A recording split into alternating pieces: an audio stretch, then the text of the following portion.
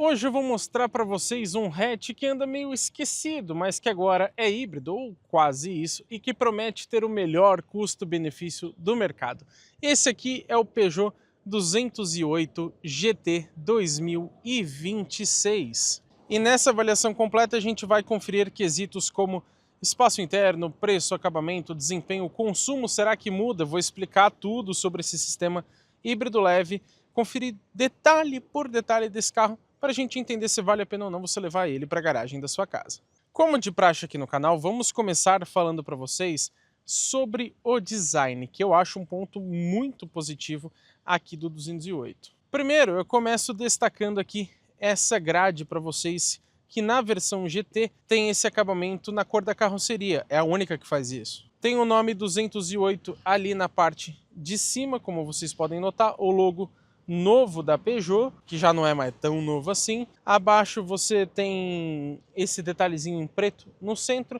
Reparem que tem uma certa abertura ali ao lado do DRL, né? Fica bem bonito, e não tem faróis de neblina.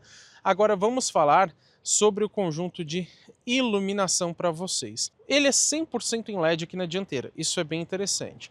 Você tem o DRL, que fica ali na parte de baixo, no formato garra de leão, mas agora ele não cruza mais para a parte de cima. Ele não tem aquela continuação que tinha anteriormente. Ainda assim fica bastante bonito. Esse DRL também funciona como luz de lanterna. Se você tiver com o carro desligado, ela fica mais fraca, né? Isso se tiver na posição de lanterna.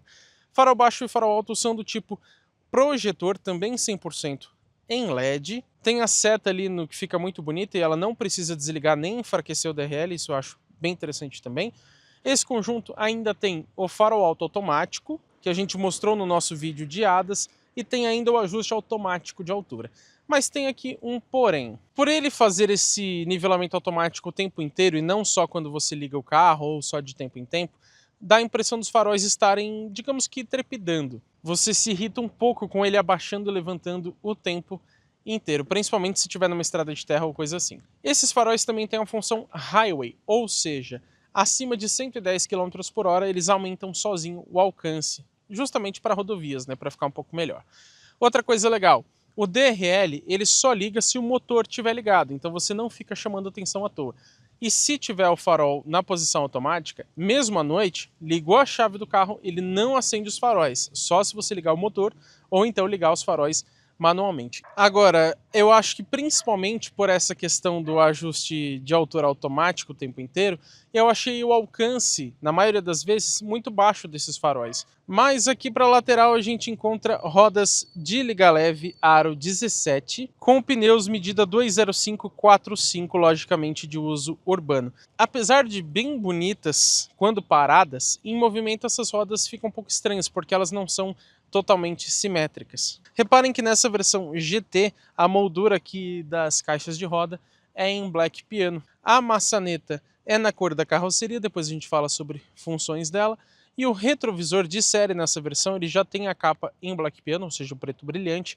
Tem essa parte cromada, repetidor de seta, mas que não é em LED, infelizmente. Então não é assim muito bonito, não. Carro tão moderno desse, eu acho que destoa muito esse repetidor de seta. Poderia ser um mais atual.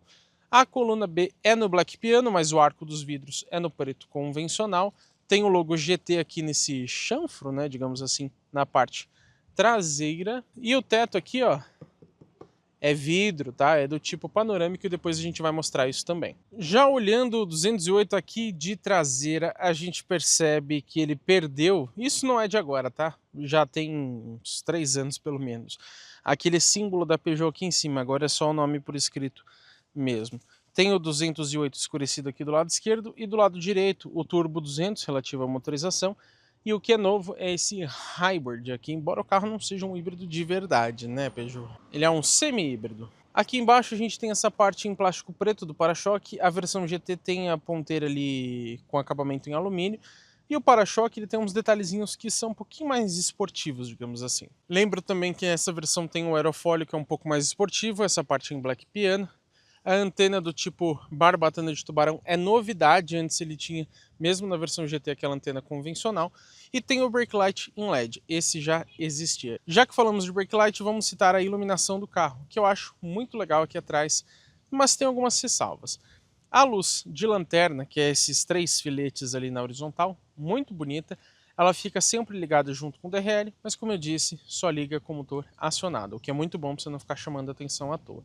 A luz de freio fica entre elas ali na parte de cima, muito bonita, também LED, mas a Peugeot esqueceu da luz de ré e da luz de seta, que são convencionais. Uma pena, também não tem lanterna traseira de neblina, então a iluminação traseira eu vou considerar como um ponto mediano. Faz até sentido para a categoria, mas acho que já merecia tudo em LED.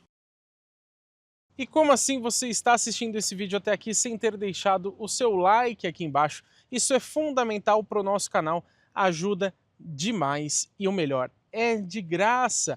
Tanto deixar o joinha quanto hypar o vídeo. Se você estiver assistindo pelo celular, é só você arrastar os comentários ali para o lado que você acha essa opção gratuita de hypar. Falando agora para vocês sobre conjunto mecânico, que inclusive é até um pouquinho complexo, visto que a gente tem aqui o sistema híbrido leve, mas eu vou explicar tudo para vocês, fiquem tranquilos.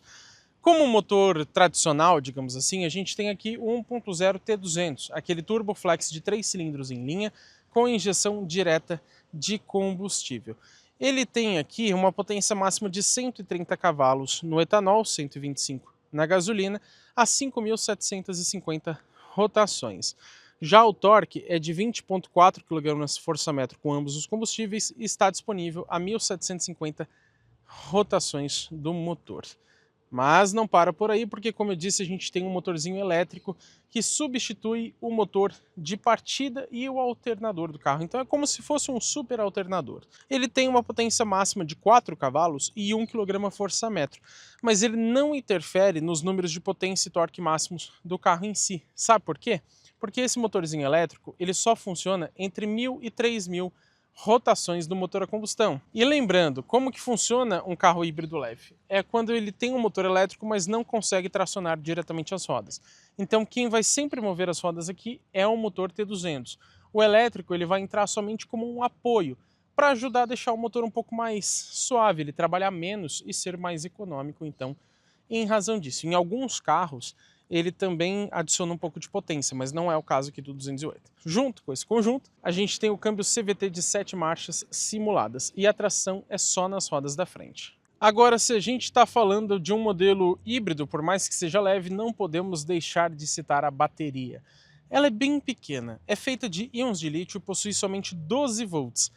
Muitos carros híbridos leves têm um sistema de 48 volts, inclusive alguns da Stellantis vão ter esse recurso, como a maioria dos Jeep, por exemplo. Então esse sistema que a gente encontra aqui no Peugeot 208, assim como lá no Fiat Pulse Fastback, ele é um pouco mais simples. A bateria tem, como eu disse, 12 volts, são somente 11 amperes e uma capacidade minúscula de 0,13 kWh. Se o carro é híbrido, mas não traciona as rodas, não dá para você conectar na tomada porque não é plug-in, como que eu recarrego a bateria? E é simples, vou até aproveitar para mostrar onde ela fica aqui, ó. Tá vendo? Fica abaixo do banco do motorista. Olha como ela é pequena de fato. A recarga dela é feita então pela frenagem regenerativa. Então quando você tira o pé do acelerador ou então você pisa no pedal do freio, ele vai emitir torque na rotação contrária do motor para transformar energia cinética, que é aquela de movimento, em energia elétrica. E assim ele vai conseguir recarregar um pouco da bateria. Você não precisa então se preocupar em recarregar, porque ele vai fazer tudo isso de forma automática. E antes dos dados de desempenho que vocês adoram, eu vou citar o peso do carro. São 1.174 kg nessa versão GT, que é a mais completa e a única com motor híbrido leve. Não achei um peso tão grande assim. Agora, o que também não é grande é a capacidade de reboque. Segundo eu encontrei no manual, nessa versão são somente 200 kg permitidos num trailer sem freio. Só a carretinha já deve dar os 200 kg, então não adianta muita coisa não, né? Agora sim, os números de desempenho para vocês. O 0 a 100, segundo a Peugeot, é feito em 8,6 segundos com etanol e 9 segundos com gasolina. Já a velocidade máxima 205 no etanol e 203 na gasolina. A gente vai testar o desempenho na prática, inclusive fazer um 0 a 100, e eu já ressalto que o carro está abastecido com gasolina, então tem um pouco menos de potência. Mas com esse peso e esse desempenho, como será que fica o consumo de combustível? Primeiro, os números do Inmetro, que diz que na cidade faz 9,1 km por litro no etanol e 13 na gasolina. Já na estrada diz que faz 9,6 no etanol e 13,8 na gasolina. Mas eu testei esse carro durante uma semana e com gasolina eu posso dizer que na cidade geralmente eu fiz entre 8,5 e até uns 10,5. Em condições muito favoráveis eu consegui em torno de 11, mas não é o tão comum assim. A gente fez também o nosso teste de consumo urbano, ar-condicionado ligado, também na gasolina, mesmo trecho de sempre, onde ele fez 10,2 km por litro. Já na estrada, geralmente eu consegui entre 15,5 e até uns 17,5 no máximo. Para um carro 1.0 turbo, ainda mais híbrido leve, longe de ser um consumo ruim, mas acho que poderia ser até um pouquinho melhor. Isso lembrando com gasolina. No nosso teste de viagem, onde a gente pega o nosso trecho padrão de estrada, nós fizemos com ele ar ligado e na gasolina 15,1 km por litro. E eu também aproveito esse momento para citar para vocês que o tanque de combustível tem uma capacidade de 47 litros, o que não é tão grande assim não. Aproveitando essa parte mais técnica, eu também gosto de falar sobre a suspensão do carro, que nesse caso aqui é independente do tipo McPherson na dianteira, bem convencional já, e na traseira é também o bastante tradicional eixo de torção. Agora, apesar disso ser já esperado no segmento, os freios eu acho que poderiam ser melhores, porque eles são a disco ventilados na dianteira, mas na traseira ainda é do tipo tambor, infelizmente. Falando agora de plataforma e produção, esse carro utiliza a base CMP, que é de origem PSA, ou seja, Peugeot Citroën, e CMP significa Common Modular Platform. Olha só que inglês péssimo, hein? E a produção desse carro não é brasileira, ele é feito lá em El Palomar, na Argentina, e então exportado aqui para o Brasil. Estamos aqui de lado porque chegou o momento da gente falar sobre dimensões e, como sempre, vou fazer um comparativo com outros dois carros para a gente entender o quanto ele é grande ou pequeno. Eu escolhi dessa vez o Hyundai HB20, que já passou aqui no canal na versão Platinum, e também o Volkswagen Polo, que passou recentemente na versão Highline. De comprimento a gente tem no Peugeot 4,5 metros, o HB20 tem 4,1 e o Polo 4,7, todos parecidos.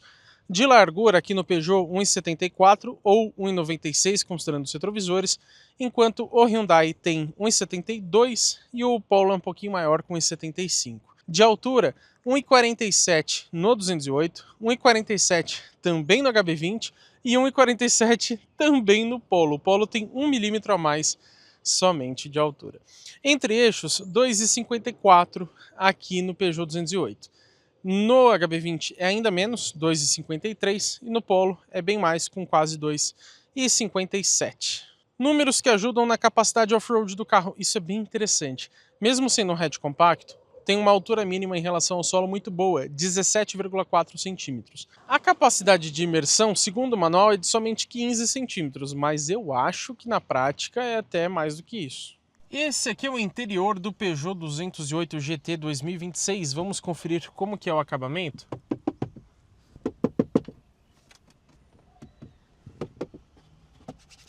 Praticamente tudo em plástico duro, como vocês podem ver. Mas, para a categoria, é relativamente um bom acabamento. As peças são bem encaixadas, você não tem aquele plástico também que aparenta uma má qualidade. Mas eu vou considerar como mediano o acabamento porque não está acima da categoria. Acho que vocês conseguem entender isso. Tem esse design bem diferente aqui, que na esquerda salta para fora, essa saída de ar. Aqui embaixo você tem meio escondido o botão Sport, que ele tem uma luz aqui, mas não acusa nada no painel de instrumentos. E da minha visão aqui vocês não enxergam, ou seja, muitas vezes você esquece ele ligado. E aqui é para desligar o sistema de permanência em faixa. E eu também lembro que não existe o modo Eco, e ele já teve no passado.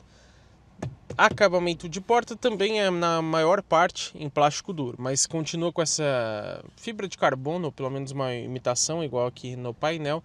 Acabamento em black piano, maçaneta bem pequenininha, e a única região de couro é essa aqui. Acho que poderia ter mais, mas pelo menos tem essa costura verde bem bonitinha. Um pequeno nicho aqui em cima, um bom espaço aqui para objetos nas portas, cabe até uma garrafa de 1,5 litro, embora essa aqui tenha 500 ml, né? Ela é térmica. E sobre os retrovisores, o que me decepciona é que eles não têm a função tilt-down, que rebate o espelho quando você engata ré, não tem sensor de ponto cego, muito menos o alerta de tráfego cruzado traseiro também. Outro item que falta, o rebatimento elétrico. Aqui abaixo vocês podem ver que essa versão tem a soleirinha da Peugeot, os tapetes em carpete são de série com o nome GT, mas essas travas aqui não são muito boas, elas soltam bem fácil. As pedaleiras ali tem esse acabamento um pouquinho mais esportivo, né, em alumínio. O banco do motorista, deixa eu ver se consigo mostrar, ele tem o ajuste de altura, logicamente manual. E tem também aqui a bateria do sistema elétrico, aquela bateria adicional de 12 volts. Ela não chega a atrapalhar, mas tira um pouquinho do espaço, né, que você poderia colocar alguma coisa aqui. E falando em bancos, a gente tem aqui esse revestimento em couro. O banco é muito bonito, acho bastante confortável também. Tem um ajuste de cabeça variável. E tem essas costuras em verde, mais as costuras brancas no centro. Falemos agora sobre o sistema de ar-condicionado, que é digital, inclusive de uma única zona. Normal para um carro dessa categoria. Agora, o que eu não gosto é que os principais comandos são touchscreen. Então você tem alguns atalhos aqui nessas teclas em estilo piano, então recirculador de ar. Aqui para você desligar todo o conjunto de ar-condicionado, a função máxima, desembaçador dianteiro e desembaçador traseiro. Legal. Agora, a temperatura e a ventilação vai ter que ser pela central multimídia. Eu deixei esse atalho aqui dos comandos aqui já na primeira tela, mas se não você pode colocar neste botão touchscreen que fica aqui em cima, para ele entrar realmente na tela de climatização. E aí você tem o ar-condicionado, tem 3 modos automáticos, isso é muito legal. Ó. Você tem o rápido, o suave e o normal, então você regula se você prefere mais vento, menos vento e etc. Também pode mexer manualmente. Agora, vocês podem ver que a ventilação não funciona se o carro estiver desligado, tá? Só com a chave não adianta. E aqui a temperatura em si também, você escolhe onde vai sair o ar. Se já tem botões aqui, poderia ter também a função de temperatura e ventilação, ou nesses espaços em vazio aqui ou até em teclas, né, para cima e para baixo, seria bem mais fácil. Continuando aqui pelo console, a gente tem o botão de partida aqui do lado esquerdo. Essas teclas aqui em cima, como eu disse, são novidade aqui no 208, ela estreou lá no 2008. Então aqui você acessa algumas configurações do ADAS ou do carro em si. O botão Home, né, para você acessar a tela inicial da central multimídia, para acessar o ar-condicionado. E esses botões aqui, eles não têm funções específicas. Mas você está aqui, por exemplo, se você segurar o botão de um dos lados, ele acaba passando ali para o Android Auto. Às vezes ele não passa, então não entendi exatamente o que significa, mas serve para isso. Tem botão físico aqui para o volume, pisca-alerta, o botão de travamento das portas fica aqui, é um só para abrir ou para fechar. Aqui embaixo você tem 2 tomadas USB, só que ele perdeu a USB-A, porque agora ela também virou USB-C e elas são iluminadas, tá? Aqui você tem escondido, olha que legal, ó. Clicou, apareceu. Não vou conseguir colocar o celular aqui porque eu estou usando ele para gravar, mas você consegue colocar ele de pezinho aqui, se ele não for muito grande, às vezes você tem que tirar a capinha. Tem o carregador de celular por indução, que tem 15 watts, e tá vendo esses buraquinhos aqui em cima? É porque ele tem a ventilação para não deixar o celular esquentar tanto assim. Mais aqui abaixo você ainda encontra um porta-objetos, mas ele não tem aquele revestimento, então é mais fácil de fazer barulhos. A posição do câmbio fica aqui na frente, ó. A manopla é a mesma que já tinha da linha anterior. E jogando para a esquerda você tem um modo manual. Só por aqui, já que não tem os pedal shifts, infelizmente. Tem esse acabamento cromado. Inclusive tem aqui em cima também mais um prateado. Só que às vezes ele reflete um pouco o sol e pode te incomodar. Aqui atrás a gente tem o freio manual. Poderia ter pelo menos um acabamento mais bonitinho aqui, né, Peugeot? Tem tomada 12 volts, se é que em 2026 alguém ainda usa isso. 2 porta-copos bem pequenos, esse aqui ainda é menor, então nem cabe um celular deitado aqui, por exemplo. Garrafas muito grandes também não. E cadê o apoio de braço, hein, Peugeot? É só essa linguicinha aqui, ó. Aí não, né? Isso não é legal, não. Primeiro que ele não tem ajuste de altura, então eu que tenho 1,93, por exemplo, eu tenho que ficar quase deitado aqui para conseguir usar o apoio de braço. Segundo que ele é curto, então seu braço acaba caindo para o lado às vezes. O passageiro também não tem, né? Então é péssimo. Também perde aquele baú com um espaço que geralmente os carros têm abaixo do apoio de braço. Vamos ver aqui o porta-luvas. Ele despenca, como vocês podem notar. Tem esse prático porta-objetos aqui na frente, que é muito útil para você não ter que pegar as coisas lá no fundo. E fundo mesmo, tá? Ele é bem grande. Aqui, como o carro está desligado, ele entrou em economia de energia e tudo mais, está desligada também a luz do porta-luvas, mas ela não é em LED, é do tipo amarela, infelizmente. Aqui na parte de cima, a gente percebe que o revestimento é escurecido. Você tem aqui em cima, chegou um ônibus para atrapalhar a gente. Eita, que beleza, olha lá, começou a barulheira. Não tem o apoio de mão, aqui o PQP. Também não tem ajuste de altura dos cintos de segurança, nem para o passageiro, nem para o motorista. Tem alça de mão só aqui para o passageiro, ela volta suavemente. O retrovisor, infelizmente, não é do tipo eletrocrômico, ele é convencional mesmo. Quebra-sol, também em preto, tem porta-documentos, mas... rapaz, acho que faltou dinheiro para colocar uma luzinha aqui, né, Peugeot? Custava algo tão simples, pelo menos tem um espelhinho, né? Tem carro que nem tem. Aqui do lado do passageiro também, ó, porta-documentos, espelhinho e tampão, mas sem iluminação. Agora, falando em iluminação, aqui é o contrário, eu gostei bastante, porque ó, ela é touch, então ela liga aqui, ó, só de passar o dedo, olha que bacana. E é totalmente em LED, você tem a individual dos dois lados, mais essa aqui no centro. E reparem o seguinte, ó, quando eu ligo os faróis do carro, tem essa iluminação que acende, ele perceberam? Vou colocar uma foto para vocês verem, que na teoria é para você iluminar um pouco o console aqui. É bem discreto, tá? É só para ficar um pouquinho mais bonito, não ilumina muito não, só se você acender as luzes de fato. E esses botões aqui, assim como as luzes, são novidade para o 208. Porque agora ele tem um sistema de conectividade inteligente que eu vou falar daqui a pouco para vocês. Rapaz, se eu te falar que eu estava esquecendo de algo muito importante, vocês acreditam? É que como não tem botões aqui, eu simplesmente esqueci de falar do teto panorâmico. Essa redinha aqui é manual e ele é fixo, tá, pessoal? Ele não abre, mas isso é único na categoria, só o 208 tem. Vamos falar sobre o volante multifuncional. Ele tem esse conceito iCockpit da Peugeot, ou seja, o volante é reduzido, tem um cor de ótima qualidade, inclusive. E você enxerga o painel de instrumentos por cima do volante, e não aqui pelo meio, senão você ia ter que dirigir rebaixado aqui, né? Tem acabamento em black piano, essa parte de alumínio, costura em verde, esse volante é bem caprichado. O logo GT aqui, essa parte é vazada. Do lado direito você tem comandos multifuncionais, por exemplo, para passar lista, o source, né, que é a fonte de áudio. A tendência é a chamada, passar as músicas. Aqui do lado esquerdo o volume, comando de voz e para mexer no painel de instrumentos. Ele tem também o ajuste de altura e profundidade, é lógico, né? Do lado direito você encontra aqui sensor de chuva, que geralmente funciona bem. Para mexer no painel de instrumentos você também pode usar esse botãozinho aqui do lado para mexer no trip, já vou mostrar para vocês. E do lado esquerdo a gente tem ali a haste de seta. Tem os faróis automáticos, como eu disse para vocês, graças a Deus, mesmo à noite, só acende com o motor ligado. Ou, se você quiser, você acende aqui colocando manualmente, né? Isso é muito bom. Agora, o que eu não gosto é isso aqui, ó. Fica meio escondido, né? Você tem a haste do piloto automático. Você até aprende a mexer facilmente, você acostuma fácil, mas ela fica muito perto da haste de seta.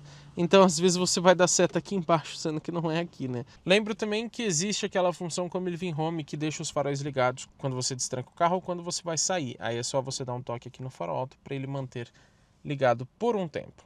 Agora, por ser uma versão GT, Peugeot, cadê os pedal shifts, hein? Faz falta. O 2008 GT, que a gente já testou aqui no canal, ele tem sim. Outra coisa, este botãozinho aqui ele fica inútil, bem que poderia ter alguma função.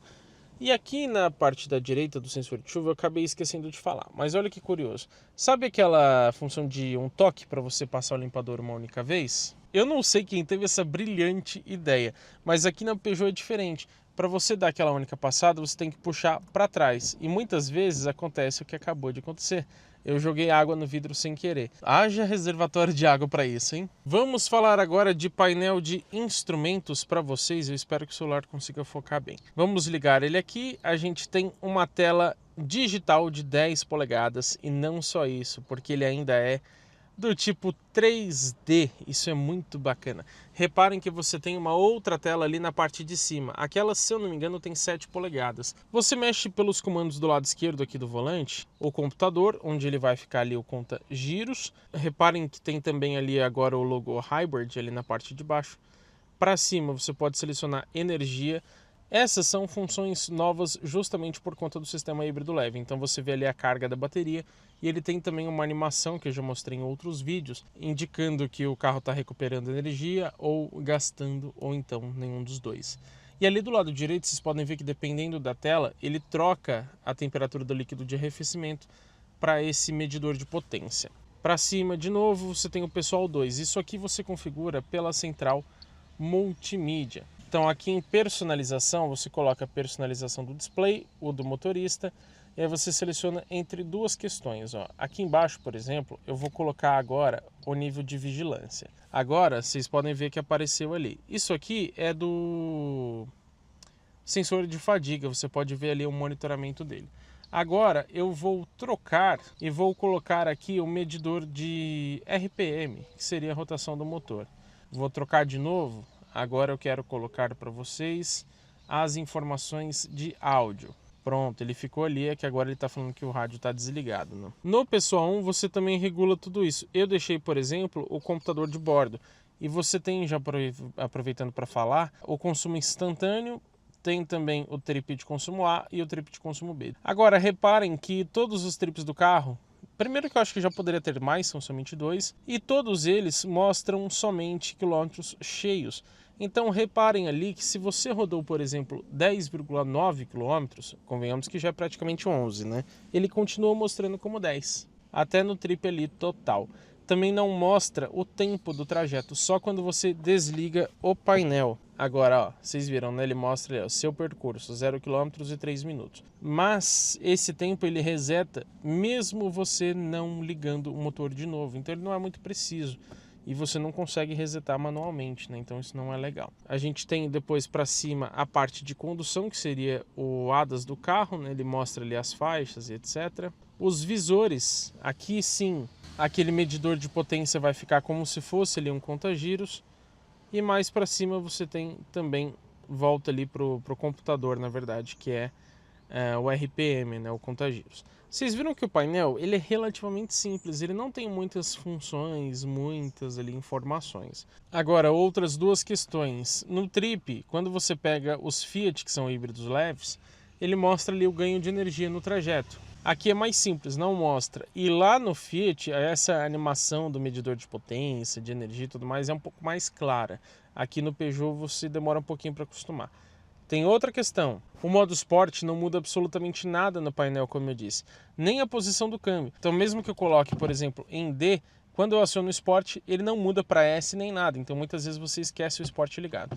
E vocês estão vendo que o velocímetro ali está em azul? Isso acontece quando o motor está desligado, inclusive pelo sistema Start-Stop. Isso eu gostei. Outra coisa, você pode mudar a cor da tela aqui na central multimídia. E ele muda inclusive no painel, deixa eu mostrar. Ó. Tem esse azulzinho, você pode colocar esse verde que eu gosto bastante e o branco também. E eu voltei aqui para o lado de fora do Peugeot 208, que agora eu quero falar da chave presencial para vocês. Ih, tá de ponta cabeça. Tem o novo logo da Peugeot, é lógico, mas olha que engraçado, ele é invertido, né? Tá na posição certa, quando você vira, tá de ponta cabeça de novo. Você tem trancamento e abertura das portas, destrancamento do porta-malas, mas falta partida remota e um botão de sinalização. Outra coisa, eu vou colocar a chave aqui no bolso. Como que a gente faz para trancar o carro? Pelo botão da maçaneta não dá, sabe por quê? Porque não tem botão, não existe, simplesmente assim. Você simplesmente sai de perto do carro com a chave e ó, ele deu esse alerta sonoro e já trancou. Mas estão vendo que os vidros continuam abertos? Se você quiser fechar, você vai ter que pegar a chave, segurar aqui o botão de trancamento, ó, e tem que segurar até o final, tá? Se você soltar, eles vão parar no meio. Vamos testar o de abertura, ó. Segurando aqui. De abertura não vai não. E também acontece muitas vezes de você chegar perto do carro e ele acabar não abrindo. Ó, agora ele abriu, por exemplo. Mas às vezes ele não... não, na verdade agora ele trancou, ó. Tá vendo? Já estava aberto, né? Então é um pouco irritante. O botão aqui na maçaneta seria muito mais útil, sendo sincero. A lista de equipamentos completa eu deixo para vocês na descrição do vídeo, mas eu vou ressaltar alguns detalhes sobre essa central multimídia. Uma nova central, inclusive. Agora é a Peugeot iConnect Advanced. Ela é nova no 208, porque no 2008 ela já existia. E essa central é bem melhor do que aquela antiga de 10 polegadas. Nem pelo tamanho, né? Apesar dela ser um pouco maior, que inclusive é a maior da categoria. Olha lá, vou ter que ligar o motor porque ele está entrando em modo de energia. Vocês viram como o motor liga suave por conta do sistema híbrido leve? Tem conexão sem fio para Android Auto e Apple CarPlay. Como eu disse, você muda as cores se você quiser. Eu deixei nesse verde que eu acho bonito. Aqui você configura tudo também. Você pode vir em personalização, personalização do display e personalizar tela tátil. Você coloca os menus que você quiser. Você pode adicionar uma página, adicionar um widget novo, fazer toda essa configuração do jeito que você preferir.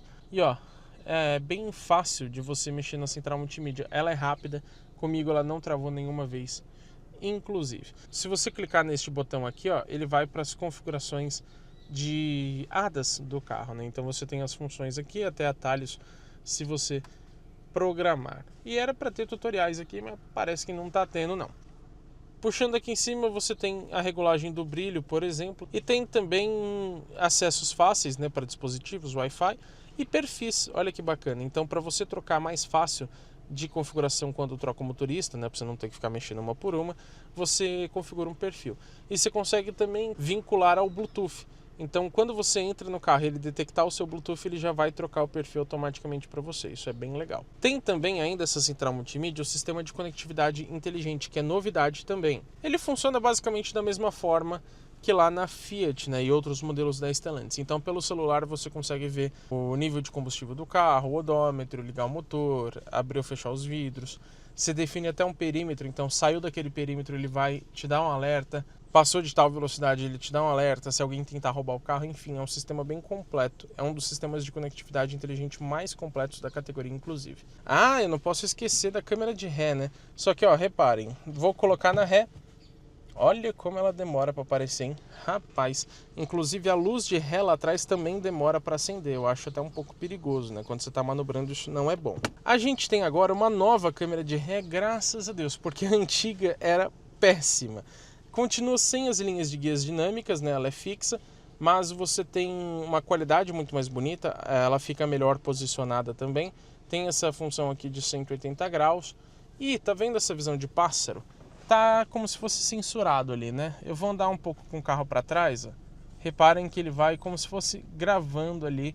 E lógico, não é uma imagem em tempo real. E até por isso que depois de um tempo, ó, ele já foi tirando, tá vendo? Ele meio que censura novamente, justamente para você não confiar totalmente nessa visão de pássaro. O que eu não gosto é que ele fica trocando automaticamente quando você chega perto de um obstáculo. Então ele coloca uma visão como se fosse de cima, na verdade. Nem é essa visão aqui. E pelas configurações, ó, você regula o volume do sensor de estacionamento.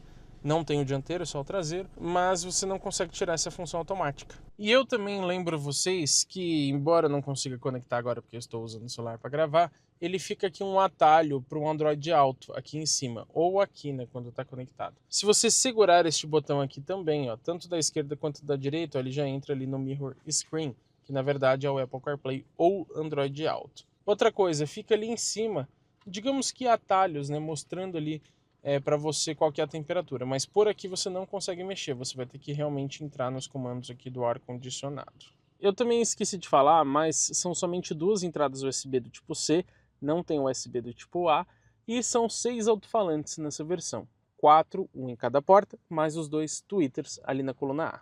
Ah, mas agora a gente tem que ir para um ponto muito importante de todo o carro, que é o preço. Afinal, infelizmente, nada é de graça. O preço realmente é alto. Nessa versão GT, que é a mais completa, lembrando que é a única com motor híbrido leve, custa R$ 130.990. Eu já vou falar dos concorrentes para vocês na conclusão para a gente entender o quanto ele é caro ou barato. Mas é bastante coisa, 131 mil num hatch compacto, convenhamos. Esse é o valor de tabela, então na prática pode ser que você ache ele até um pouco mais barato. Se bem que no site da Peugeot eles mostram acho que 137 mil reais como valor, digamos que padrão. A Peugeot mostra isso como se fosse um valor normal, mais um promocional, mostra os dois ao mesmo tempo, mas na prática você acha ele por 131 ou até menos. Felizmente essa versão não tem opcionais, tudo que vocês estão vendo é de série. Tem as cores. Essa versão não tem sólidas, curiosamente. Nas metálicas você tem a novíssima e belíssima azul Obsession. Tem também o cinza Selenium, que é aquele cinza Durepox, né, cor de rato, como algumas pessoas dizem. Essas duas custam R$ 2.000 cada uma. E ainda metálica também você tem a Preto Perla Neira, que é a única gratuita. E essa aqui que vocês estão vendo é a perolizada branco Nacré, que também custa R$ 2.000. Achei um pouco cara a pintura comparando com alguns concorrentes. Quando você adiciona então a pintura, ele vai para aproximadamente R$ 132.990. Vocês querem saber de garantia e revisões? Bom, os períodos são bem convencionais. 3 anos de garantia sem limite de quilometragem e as revisões acontecem a cada 10.000 quilômetros ou 12 meses, sendo aquilo que ocorrer primeiro. Aqui dos bancos traseiros temos essa visão mais ampla do interior que é muito bonita, hein? Parece até de carro mais caro. O revestimento dos bancos aqui atrás igual lá da frente, mas não tem apoio de braço aqui, infelizmente. Tem alça de mão aqui em cima, ó, tá vendo? Volta suavemente. Iluminação em LED que também é touchscreen, tem dos dois lados, mas não tem aquele ganchinho para você pendurar alguma coisa. Aqui bem embaixo tem porta-revistas atrás dos dois bancos. Aquele guarda-chuva ali, que bonitinho a decoração, ai que fofo. Não é de série do carro não, tá? Isso aí é um outro item. Falta aqui saídas de ar para os bancos traseiros e tomadas USB também. Que coisa, hein? E aqui você tem, claro, uma visão mais ampla desse belíssimo teto panorâmico. Que coisa bonita. E antes de falar do espaço interno, eu lembro que antes você tinha uma iluminação convencional aqui no meio, que não era em LED, inclusive. Então isso aqui também é novidade. Agora sim, sobre o espaço. Eu lembro vocês que eu tenho aproximadamente 1,93 de altura e o banco do motorista está regulado confortavelmente para eu dirigir. O espaço que não sobra aqui atrás, olha aí, hein? Rapaz, não cabe nada aqui atrás, né? Você não consegue, no máximo uma bolsa feminina talvez, mas uma mochila aqui você já não consegue pôr, é realmente muito apertado. Sobrou espaço para a cabeça. Será que é preciso falar alguma coisa? Hein? O que você acha? Ó. Quase não consigo mexer, eu tô literalmente empurrando o teto, ó, tá bem desconfortável. Ó, e não tem posição, eita, agora travou. Ó, não tem posição que eu consiga ficar. Só se eu sentar um pouco mais relaxado, ó, ainda fica encostando no teto, mas encosta menos, então fica menos pior. Agora, complicado, hein? Já não tem espaço para as pernas. E aí para a cabeça também, só isso. Difícil, hein?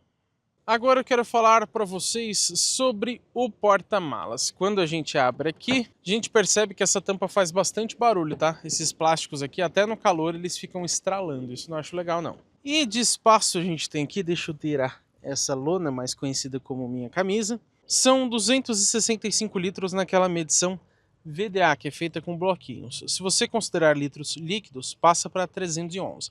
Mas para efeito de comparação, um Volkswagen Polo que a gente testou recentemente aqui no canal tem uns 300 litros em VDA, ou seja, é um espaço consideravelmente maior.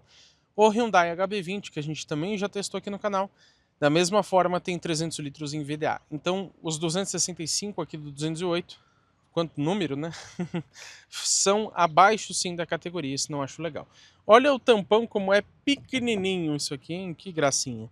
A gente tem iluminação aqui do lado esquerdo, apesar de não ser em LED, tem ganchinho aqui, ó, se você quiser pendurar alguma coisa, e levantando você encontra o step. Isso aqui não é legal, né? O triângulo e o macaco do carro ficam soltos aqui no porta-malas. Então vou considerar assim como um ponto negativo aqui do 208. Começando aqui o nosso test drive. Primeira coisa que eu cito para vocês é sobre os bancos. Falo principalmente sobre a altura. Por ser um hatch, ele já é mais baixo inclusive, você fica numa posição mais baixa de dirigir.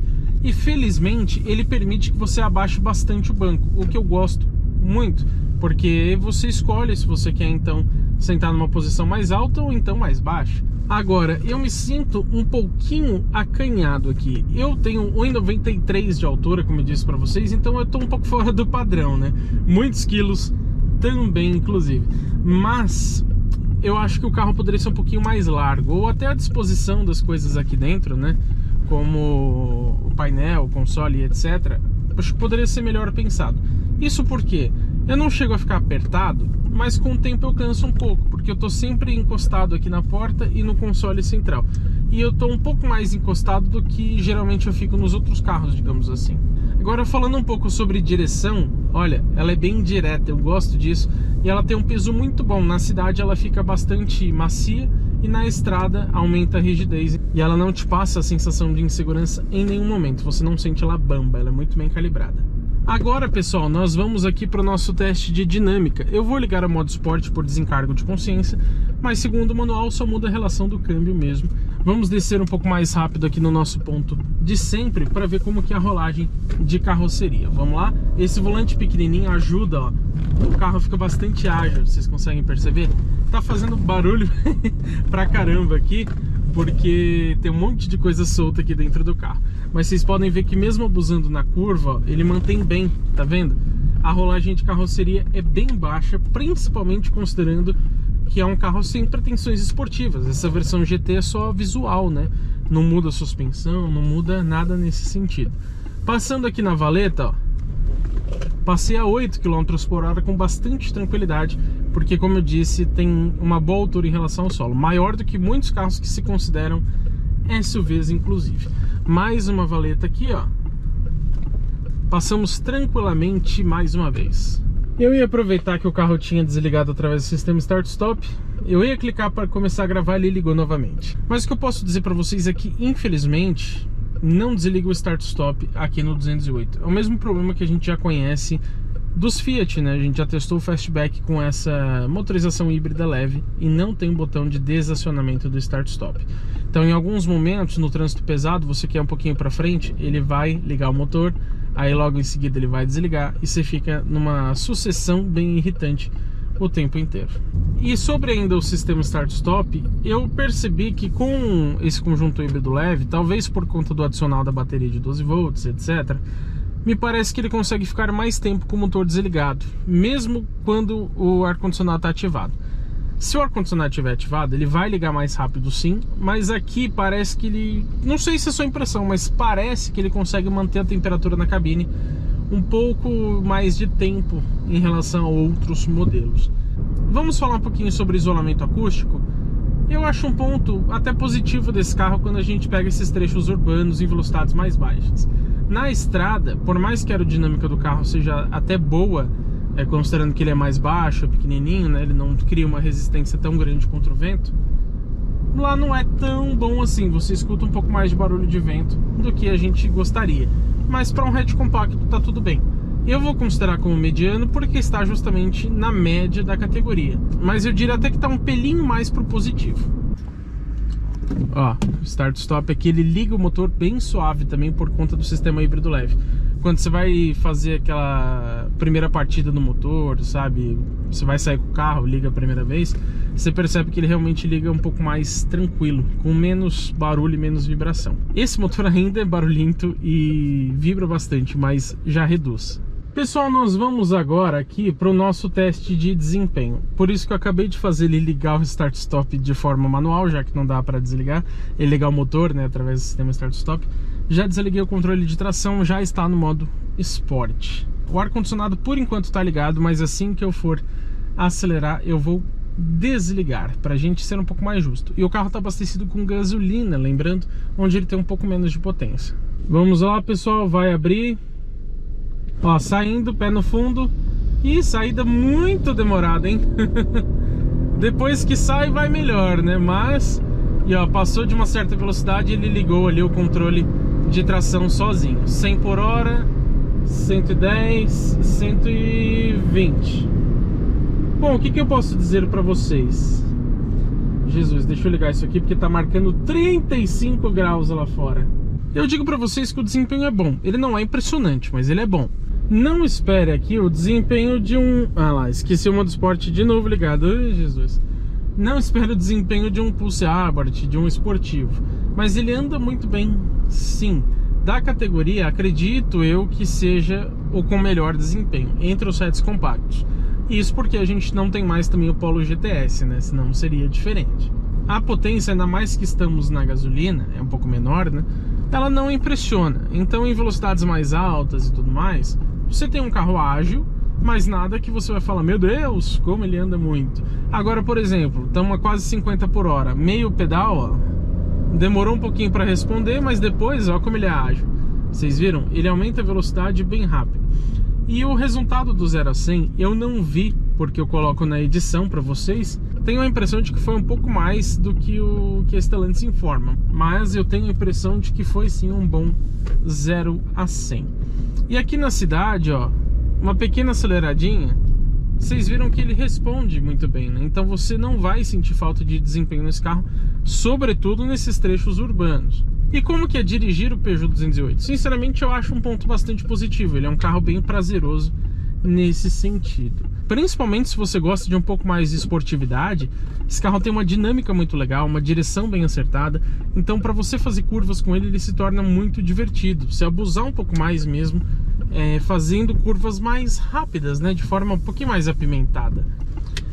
E agora eu quero falar um pouquinho também sobre o sistema híbrido leve. Ele deixa o motor mais suave de fato, então você percebe que quando ele atua, principalmente em subidas, o motor faz menos esforço. Mas a diferença não é muito grande. Quem não está acostumado a andar com os modelos da Stellantis e dirigir esse carro pela primeira vez, não vai perceber mudança alguma, tá? Realmente tem que ser bem atento.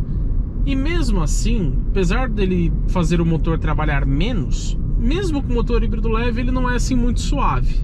Você sente bastante vibração. Inclusive, eu percebo que vibra mais, ele é menos suave do que nos modelos da Fiat, não sei porquê. Mas isso eu percebi tanto nos Peugeot quanto no Citroën. Pode ser que seja até mesmo por esse sistema híbrido leve, às vezes você sente o carro dando como se fosse uma engasgadinha. Às vezes você está pisando um pouquinho aqui, ele faz e aí você tem que dar uma pisadinha a mais ou uma pisadinha a menos para ele meio que voltar para a rotação adequada. Acho que esse casamento com o motor CVT e o híbrido leve talvez não tenha sido o melhor possível. Então eu acho ele um pouco áspero. Ele poderia sim ser um pouco mais refinado nesse trabalho. Pessoal, agora nós vamos para a suspensão. Eu estou pegando aqui uma rua mais esburacada. Eu vou ficar até um pouco mais quieto para vocês ouvirem, ó.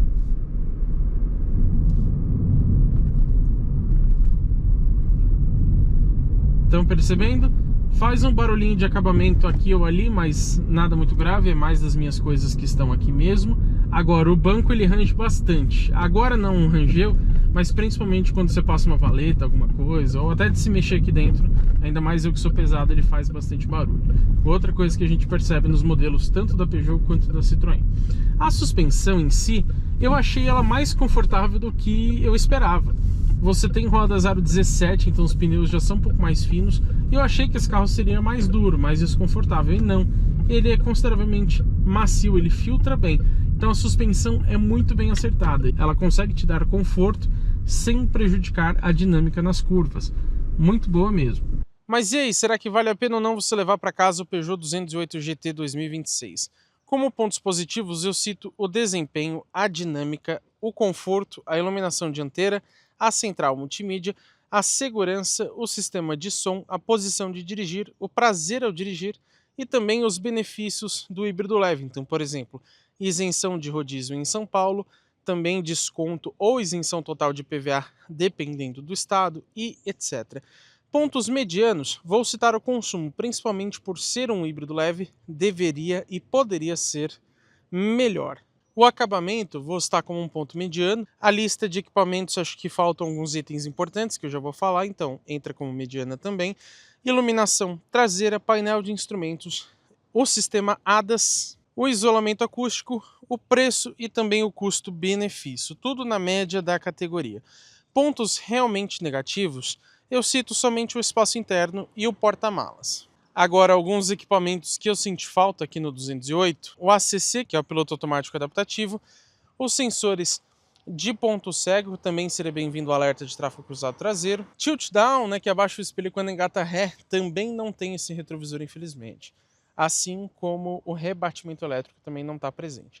Botão presencial nas maçanetas, aquela mosca ali não é de série no carro não, tá? Ela tá ali de intrusa mesmo. Subida automática dos vidros, apoio de braço duplo, só tem aquele do tipo linguicinha, né, convencional. Ainda posso falar das saídas de ar traseiras, os bancos traseiros bipartidos, sensores de estacionamento dianteiros, iluminação nos quebra-sóis e também os pedal shifts para trocas de marcha no volante. Agora, para a gente entender o quanto esse carro é barato ou caro, vou comparar com seus concorrentes. Eu começo pelo Fiat Argo Tracking 1.3 aspirado com câmbio CVT, que custa R$112 mil ou 115 colocando o pack top para ele ficar um pouquinho mais equipado. Depois tem o Chevrolet Onix RS 1.0 Turbo, que ficou mais barato e agora custa R$121 mil. Tem também o Hyundai HB20 Platinum 1.0 Turbo por 132. Esse carro já passou aqui no canal, inclusive. Considerei também alguns crossovers, digamos que subcompactos, que são quase hatches. Como, por exemplo, o Volkswagen Terra Comfort 1.0 Turbo por R$ 133 mil.